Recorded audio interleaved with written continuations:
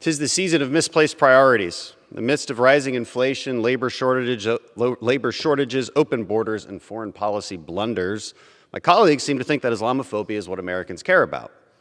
Well, I'd rather talk about something that Americans actually care about: gassing up their cars and keeping the heat on.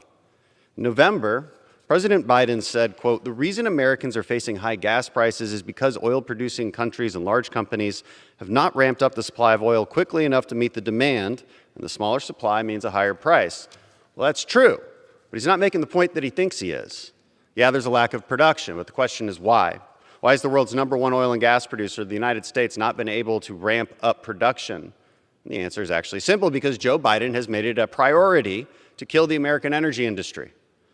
President Biden canceled the Keystone Pipeline, outlawed new oil and gas leases on federal lands and waters, and has threatened even more burdensome regulations that put a freezing effect on any kind of new production that even Biden himself recognizes is needed.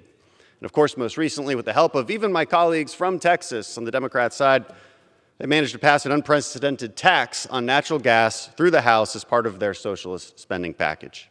And it gets more interesting.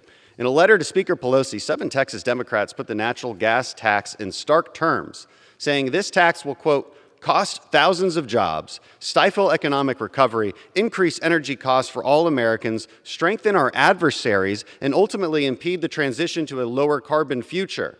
Very strong and very true words from my Democrat colleagues, but guess what? They voted for it anyways.